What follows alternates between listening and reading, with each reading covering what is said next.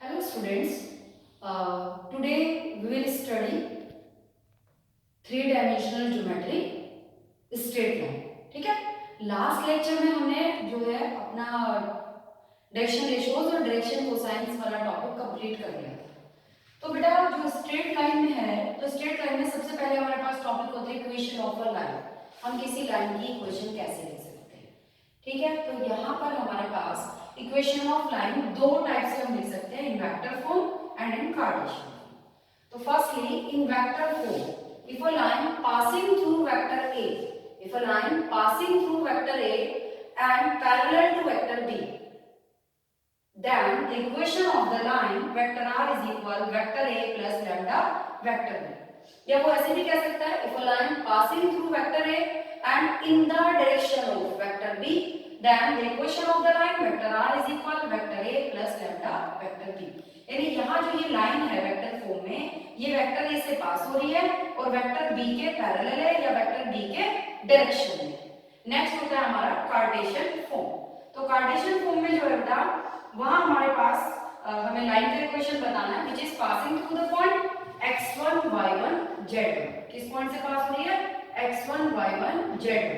And drs of the line are a b c. drs क्या है line के? a b c. Then the equation of the line x minus x1 upon a equal y minus y1 upon b equal z minus z1 upon c. यानी किसी भी line को आप दो form में लिख सकते हैं, first is vector and second Cartesian. Okay yes बेटा, तो अब हम एक क्वेश्चन डिस्कस कर लेते हैं. यहाँ हमारे पास एक क्वेश्चन है, convert it in vector form. ये लाइन दे रखी है हमें और वो कह रहा है कि आपने इस लाइन को वेक्टर फॉर्म में चेंज करना है. तो बेटा जब भी आपको लाइन को वेक्टर फॉर्म में चेंज करना है, तो firstly we convert it in standard form. So what is the standard form? Standard form क्या होती है? तो स्टैंडर्ड फॉर्म ये होती है बेटा, x y z तीनों का कोएफिशिएंट प्लस 1 होना चाहिए. क्या बोला मैंने? x y z तीनों का कोएफिशिएंट क्या होना चाहिए? प्लस 1 होना चाहिए. लेकिन यहाँ पे x का कोएफिशिएंट 1 नहीं है. क्या है? 2 है. ठीक है, तो हमने इसको लिखा x minus 3/2 डिवाइडेड बाय 5/2. तो कैसे हुआ ये? हमने यहाँ न्यूमरेटर डिनोमिनेटर दोनों को 2 से डिवाइड कर दिया. अब यहाँ क्या प्रॉब्लम हो रही है? यहाँ y का कोएफिशिएंट -1 है, +1 नहीं है. तो यहाँ क्या किया हमने? न्यूमरेटर डिनोमिनेटर दोनों को माइनस से मल्टीप्लाई कर दिया. तो ये हो गया y -2 divided by -3 equal here the coefficient of z is +1. तो नो प्रॉब्लम. तो यहाँ हम सेम एज रखेंगे इसको, z - 5/7. अब जो हमारी लाइन है वो पास कहां से हो रही है? 3/2 2 एंड 5 से. कहां से पास हो रही है? 3/2 2 5 से. और इसको आप वेक्टर फॉर्म में लिखोगे तो ये हो जाएगा 3/2 i 2j 5k. ठीक है, और इसके drs क्या है? drs है 5/2 -3 एंड 7. तो वेक्टर फॉर्म हो गई बेटा आपके पास, vector r is equal 3/2 i plus 2j plus 5k, क्योंकि ये वो वेक्टर है जहां से लाइन पास हो रही है. अब drs क्या थे? किसके पैरेलल थी line? 5/2 i lambda 5/2 i minus 3j plus 7k. Okay, तो ये लाइन हमारी चेंज हो गई. यस बेटा, एक और क्वेश्चन डिस्कस कर लेते हैं. यहाँ हमारे पास है convert it in Cartesian form. अब इस बार उसने हमें जो लाइन दे रखी है वो किसमें है? वेक्टर फॉर्म में. ओके, अब हमने क्या करना है? इसको कार्टेशियन फॉर्म में चेंज करना है. तो कार्टेशियन फॉर्म में क्या बताया था बेटा? ये लाइन वेक्टर a से पास हो रही है, तो वेक्टर a कितना है यहाँ? 3i - 2j plus 5k. यानी x1 हो गया आपका 3, y1 हो गया -2 और z1 हो गया 5. और ये लाइन जो है वो parallel to i + 5j + 7k है. किसके पैरेलल है? वेक्टर i + 5j + 7k के पैरेलल है. दैट मींस आपके जो drs हैं वो हो गए बेटा 1 5 और 7. ठीक है, तो ये आपको क्या करना है? केवल आपको ये कार्टेशियन फॉर्म में पुट कर देना है. तो इक्वेशन हो जाएगी x - 3/1 y माइनस माइनस कितना? +2/5 इक्वल जेड माइनस 5 अपॉन कितना 7। ओके यस बेटा, एक और क्वेश्चन डिस्कस कर लेते हैं। यहाँ पे भी हमें क्या लिखा उसने, convert it in vector form, यानी आपको इस लाइन को वेक्टर फॉर्म में चेंज करना है। ओके तो गिवन किसमें, कार्टेशियन फॉर्म में। लेकिन यहाँ थोड़ा सा चेंज है कि यहाँ आपको लाइन डायरेक्टली ऐसे नहीं दे रखा, ये इक्वल है, यहाँ कोमा लगा है। तो इस टाइप की लाइन को पहले आपने कार्टेशियन फॉर्म में ही प्रॉपर वे में लिखना है। तो कार्टेशियन फॉर्म में ये बन जाएगी लाइन x - 5/2।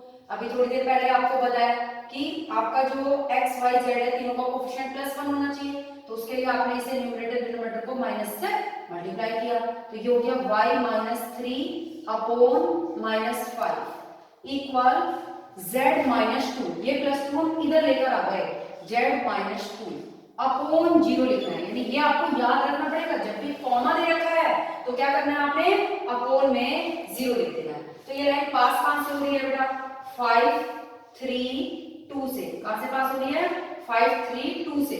डीआर क्या है इसके, 2 - 5 0, ठीक है, ये इसके डीआर है। अब आपने क्या करना है, आपने वेक्टर फॉर्म लिखनी है, तो vector r is equal 5i + 3j + 2k plus lambda 2i - 5j + 0k। ये 0k आप लिखो ना लिखो कोई फर्क नहीं पड़ता। ओके यस बेटा, नेक्स्ट टॉपिक है हमारा एंगल बिटवीन टू लाइन। ठीक है, यहाँ में क्या करना है, दो लाइन के बीच में एंगल फाइंड आउट करना है। अब मे भी आपके पास जो क्वेश्चन है वहां पे दोनों लाइन वेक्टर फॉर्म में हो, तो आप क्या करेंगे, वेक्टर फॉर्म में अगर दोनों लाइन, तो सपोज फर्स्ट लाइन है vector r is equal a1 + lambda b1 and the second line vector r is equal a2 plus mu b2, तो cos theta is equal b1 dot b2 upon magnitude of b1 magnitude of b2। Case 1 है हमारे पास कि अगर ये जो line 1 और 2 से हमें दे रखी है दोनों पैरेलल हो जाए, अगर ये दोनों लाइन आपकी पैरेलल है, ठीक है, एक लाइन ऐसे है ये कैसे है, ये आपने वेक्टर फॉर्म में भी पढ़ा था, क्या होगा, दोनों लाइन पैरेलल है, जब भी दो वेक्टर पैरेलल होते थे क्या होता था, एक वेक्टर दूसरे के स्केलर मल्टीपल होता है। अब यहाँ पे वेक्टर की डायरेक्शन को कौन बता रहा है, वेक्टर की डायरेक्शन बता रहा है b1 b2, कौन बता रहा है डायरेक्शन यहाँ पे लाइन की, b1 b2, तो b लाइन दोनों पैरेलल है, इसका मतलब है b1 b2 दोनों पैरेलल है, तो b1 b2 दोनों पैरेलल है, तो 1 is scalar multiple of second, तो b1 इज इक्वल टू हो गया आपका lambda b2, vector b1 is equal lambda b2। Is it clear. अब सेकंड केस है हमारा लाइन 1 परपेंडिकुलर टू, जो लाइन 1 है वो सेकंड के परपेंडिकुलर हो गई, ये भी हमने वेक्टर में पढ़ा था, if two vectors are perpendicular to each other then the dot product is 0, तो b1 dot b2 equal to 0। Okay हाँ तो बेटा नेक्स्ट है कि हमें एंगल बताना है दो लाइन का, लेकिन इस बार जो इक्वेशन है वो इन कार्टेशियन फॉर्म में। ठीक है, तो फर्स्ट लाइन होगी हमारी x - x1 upon a1 y - y1 upon b1 equal z - z1 upon c1, and the second line x - x2 upon a2 y - y2 upon b2 z - z2 upon c2।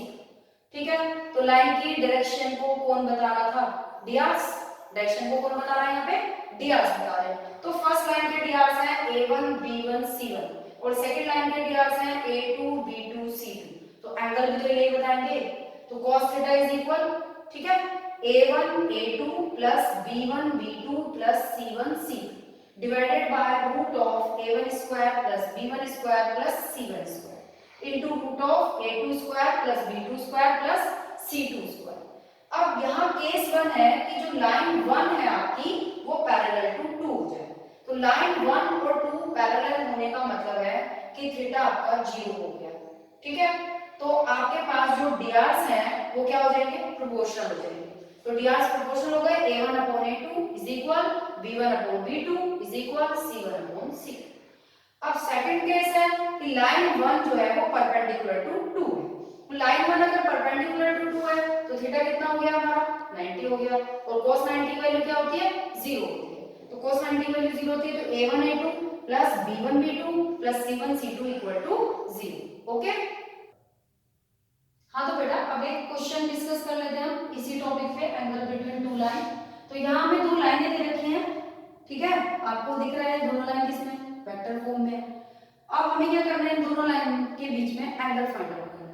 तो angle between two line का formula पढ़ा हमने अभी, cos theta is equal क्या होता है, b1 dot b2 upon magnitude of b1 magnitude of b2। तो यहाँ पे b1 कितना था बेटा, 3i plus 2j plus 6k, b2 कितना है, i plus 2j plus 2k। तो फॉर्मूले में हमने वैल्यू पुट कर दी, b1 की वैल्यू b1 की जगह, b2 की वैल्यू b2 की जगह। अब हमने इन दोनों का डॉट प्रोडक्ट करना है, वो हमने वेक्टर में पढ़ा था। तो डॉट प्रोडक्ट कैसे करते हैं, हमें पता है i डॉट i 1 होता है, जबकि i डॉट j क्या होता है, 0 होता है। तो 3 into 1 कितना हो गया, 3 प्लस 2 into 2 कितना हो गया, 4 प्लस 6 into 2 कितना हो गया, 12 divided by magnitude of b1 root of 3 square 9, magnitude पढ़ रखा है आपने वेक्टर में, ai plus bj plus ck का मैग्नीट्यूड होता था root of a square plus b square plus c square. तो 3 square 9 plus 2 square 4 plus 6 square 36 into root of 1 square 1 2 square 4 2 square 4। Okay, अब ये कितना है, 12 प्लस 4 कितना हुआ, 16 प्लस 3 19। इधर कितना हो गया हमारे पास, 36 4 40 49, 49 का रूट ऑफ हमारा हो जाएगा कितना, 7 इनटू 4 4 8 और 1 9, 9 का स्क्वायर रूट हो गया हमारा 3। तो 7 3 का कितना हो गया, 21, 19 अपॉन 21। ये किसकी वैल्यू है, cos थीटा की। तो थीटा कितना हुआ, cos इनवर्स 19 अपॉन 21। ओके, हाँ तो बेटा नेक्स्ट क्वेश्चन डिस्कस कर रहे हैं, वो भी इसी टॉपिक का, एंगल बिटवीन टू लाइन। लेकिन यहाँ हमें जो लाइनें दे रखी है वो किसमें, कार्टेशियन फॉर्म में। तो फर्स्ट लाइन दी थी उसने x/2 is equal y/2 is equal z/1 and x-5/4 equal 2 - y/-1 equal z-3/8। अभी थोड़ी देर पहले ही मैंने आपको बताया, जब भी आप कोई क्वेश्चन करेंगे तो आपको ये देखना है क्या आपकी लाइनें स्टैंडर्ड फॉर्म में है। तो जो फर्स्ट लाइन है वहाँ x y z तीनों का कोएफिशिएंट +1 है, कोई प्रॉब्लम नहीं है वहाँ पे, तो वो लाइन हमारी स्टैंडर्ड फॉर्म में है।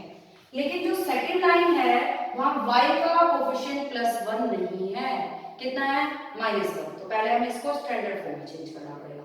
तो हमने क्या किया, न्यूमरेटर डिनोमिनेटर दोनों को माइनस से मल्टीप्लाई किया, तो हमारे पास ये 2 - y हो गया y-2 और -1 हो गया +1। अब ये हमारी लाइन स्टैंडर्ड फॉर्म में चेंज हो गई। तो जो फर्स्ट लाइन है उसके डीआर्स क्या है बेटा, उसके डीआर्स है 2 2 1, यानी ये वैल्यू आपकी हो गई किसकी, a1 की, ये वैल्यू किसकी हो गई, b1 की, ये वैल्यू किसकी हो गई, c1 की। दूसरी लाइन के डीआर्स क्या है, 4 1 8, तो ये वैल्यू हो गई a2, ये b2 और ये c2। Angle between two line formula क्या पढ़ा हमने, cos theta is equal a1 a2 plus b1 b2 plus c1 c2 upon root of a1 square plus b1 square plus c1 square into root of a2 square plus b2 square plus c2 square. तो हमने क्या किया है, just values put करी है फॉर्मूले में, और कुछ नहीं किया, वैल्यू पुट कर दी फॉर्मूले के अंदर। अब ये कितना हुआ, 4 2 जा 8, 2 1 जा 2, 8 1 जा 8, तो इस पूरे को ऐड करके हमारे पास वैल्यू आ गई 18, और इस वाली वैल्यू का रूट ऑफ हमारा हो गया था 3। इस वैल्यू को हमने जब सॉल्व किया तो ये ऐड करके आ रहा है 81, तो इसका रूट ऑफ हमारा हो गया 9, तो 9 2 जा 18, तो 2/3। तो थीटा कितना हुआ बेटा, cos inverse 2/3। Is it clear, okay. हाँ तो बेटा अब एक और क्वेश्चन डिस्कस कर लेते हैं, ये कंडीशनल क्वेश्चन है, 1 मार्क के लिए बहुत इंपॉर्टेंट है, 2 में भी आ सकता है, ठीक है। जो भी मैं क्वेश्चंस यहाँ पे आपको 3D के करा रही हूँ वीडियो लेक्चर्स में, आप ओनली अगर वही क्वेश्चंस भी करके जाते हैं, आपने कोई एनसीईआरटी कोई अदर कुछ भी नहीं पढ़ा हुआ, तो भी आप सारे क्वेश्चन कर पाएंगे 3D के इन बोर्ड एग्जाम्स, ओके। अब आपके पास यहाँ एक क्वेश्चन है, ये दोनों लाइन जो है हमारी वो परपेंडिकुलर टू ईच अदर है, these two lines are perpendicular to each other. अब हमें क्या करना है, उसने पूछा find the value of p, यानी गिवन क्या है, दोनों लाइन आपस में परपेंडिकुलर है, पता क्या करना है, p का वैल्यू हमें बताना है। अब जब दोनों लाइन परपेंडिकुलर है तो हमने क्या पढ़ा, क्या कंडीशन होती है, two lines are perpendicular to each other then a1 a2 plus b1 b2 plus c1 c2 equal to 0।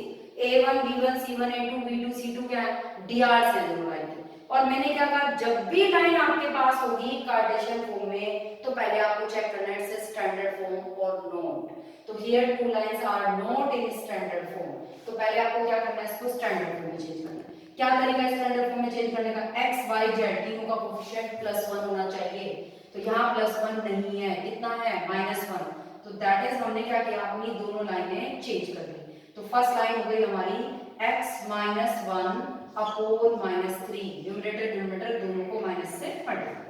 अब सेकंड था, यहाँ y के साथ 7 आ रहा है, होना क्या चाहिए था, +1, तो 7 से डिवाइड कर दिया, न्यूमरेटर को भी डिनोमिनेटर को भी।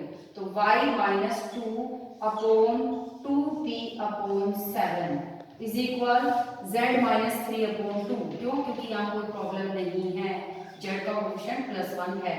एंड जो सेकेंड लाइन है हमारी वो क्या हो गई, यहाँ आ रहा है -7, तो -7 से डिवाइड, तो x - 1 अपॉन कितना, -3p अपॉन 7। याद है ना किससे डिवाइड किया था, -7 से, तो 3p अपॉन -7 यानी -3p अपॉन 7। इधर कोई प्रॉब्लम नहीं है, y - 5 अपॉन 1 इक्वल, यहाँ z का कोएफिशिएंट -1 है तो माइनस से मल्टीप्लाई, z - 6 अपॉन -5। अब आपने कंडीशन लगा देनी है a1 a2 plus b1 b2 plus c1 c2 equal to 0। a1 कितना है, -3, a2 कितना है, -3p अपॉन 7, b1 कितना है, 2p अपॉन 7, b2 कितना है, 1, c1 कितना है, 2, c2 कितना है, -5 इक्वल टू कितना, 0। अब ये हो गया आपका 2 5 10, ठीक है, तो 10 को आप उधर ले गए, -10 था, उधर जाके हो जाएगा +10। इधर कितना बचा, 3 3 9p upon 7 plus 2p upon 7, तो 9 और 2 कितना, 11p अपॉन 7। अब 7 अपॉन में है तो मल्टीप्लाई में जाएगा, तो p हो जाएगा आपका 7 10 जा 70, और 11 आपका मल्टीप्लाई में है तो डिवाइड में जाएगा, तो 70/11, तो p की वैल्यू आ गई 70/11। ओके, हाँ बेटा, नेक्स्ट क्वेश्चन है हमारा, यहाँ पे भी हमारे पास दो लाइन गिवन है और वो कह रहा है these two line are parallel then find the value of k। पिछले क्वेश्चन में उसने हमें कहा था कि दोनों लाइन परपेंडिकुलर है, तो हमने कौन सी कंडीशन यूज की, परपेंडिकुलर की।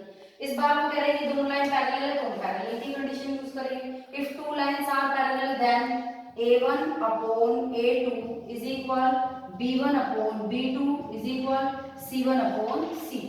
तो a1 कितना है बेटा, -3, a2 कितना है, 2, b1 कितना है, 2k, b2 कितना है, 1, c1 कितना है, 6, c2 कितना है, -4। तो यहाँ पे ये 6 अपॉन -4 में 2 कॉमन है, 2 हमने कैंसिल कर दिया, तो ये भी हमारा आ गया 3 अपॉन -2 या -3/2। तो ये दोनों वैल्यूज तो वैसे भी सेम है, तो इन्हें हमने इक्वल रख दिया, ठीक है। 2k upon 1 is equal 3 upon -2, तो k कितना हो गया हमारा, 1 × 3 3 और 2 × 2 4, -3 अपॉन -4 यानी -3/4। If two lines are parallel, then the value of k is -3/4। Okay बेटा, नेक्स्ट वीडियो में हम जो है शॉर्टेस्ट डिस्टेंस डिस्कस करेंगे। ओके।